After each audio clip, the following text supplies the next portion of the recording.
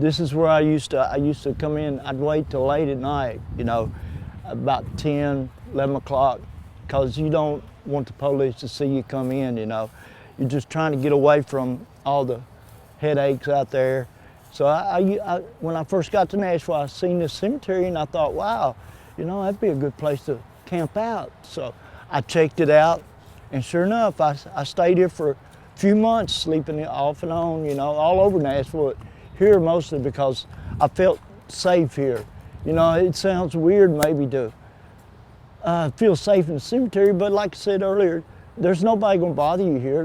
Most people are afraid to come in cemeteries late at night, you know, and I'd come in here, I'd sneak in here about 10, 11 o'clock, and I'd go right on up here, and right up here is where I used to sleep.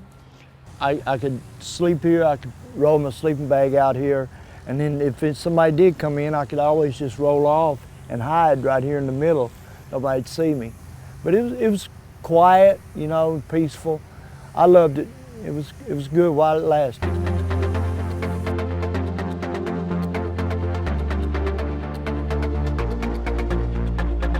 I would dive into canyons to save you and climb up the highest skyscraper as pressure would drop, drop, drop. If it meant that all your pain would stop.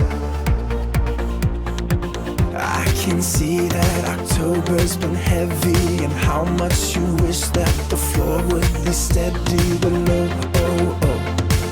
I know it hurts more than you show. Oh, oh. But when it feels like nobody cares and you're drowning, nobody's there and you're grasping at nothing but air.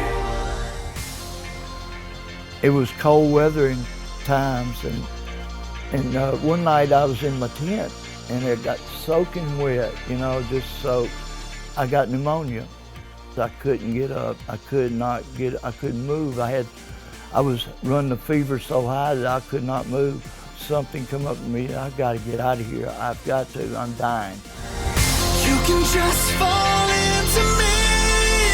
I'll be the ground beneath your feet. You got it, you got it, you got what it takes. And yeah, I'm on it, I'm on it. I won't let you break, no. You can just fall into me. Don't be afraid of gravity. You got it, you got it, you got what it takes. And yeah, I'm on it, I'm on it. I won't let you break, no.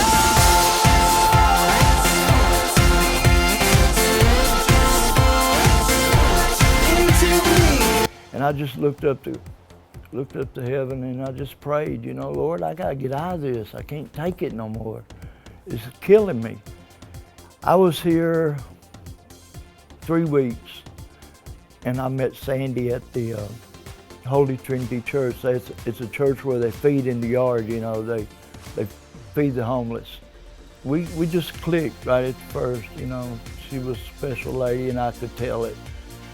I go there on Sunday afternoons, and I went there and saw John and started talking to him.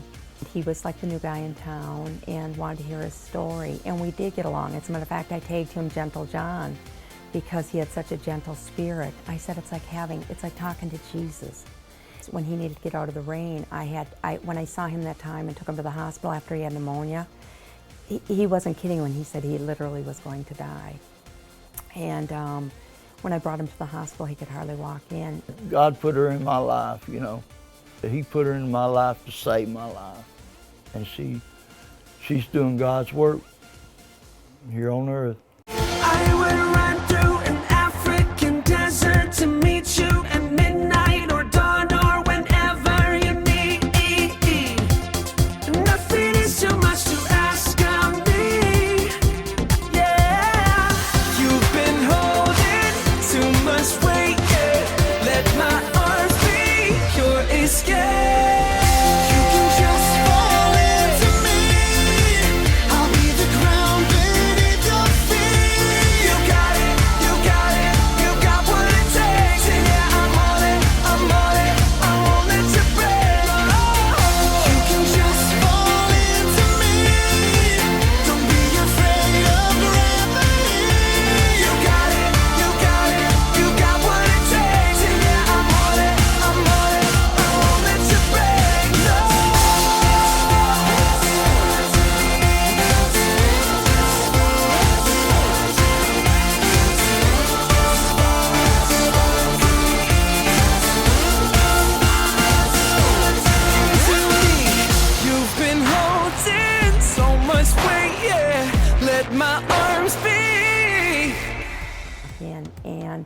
So I invited him to stay at my house. Sandy said, I was over at her house. She said, won't you just move in here? And I said, you know, I agreed. I didn't know what it would be like because I lived alone. And I didn't realize how easy it was going to be when it's right, when it's God moving ahead of you and doing it. God is so good like that though. When you pray and you just honestly ask him, Lord, which way? He just makes the steps, and you know, he leads you. And I depend on God every day, and I thank him for the angel he put in my life. She is an angel to me, my guardian angel. I think what the homeless people are missing out on is love. I think we try to help them physically. We may even get them a place, but we forget to love them in between. And I think that I've been able to love, and in a way that I didn't even know was possible. She really saved my life. And she just helps me all the time, you know. I can't say enough. I love her, you know, she just saved my life. You can just fall into me. I'll be the ground beneath your feet. You got it, you got it, you got what it takes. And yeah, I'm on it, I'm on it, I won't let you break. Oh, you can just fall into me. Don't be afraid of gravity. You got it, you got it, you got what it takes. And yeah, I'm on it, I'm on it, I won't let you break.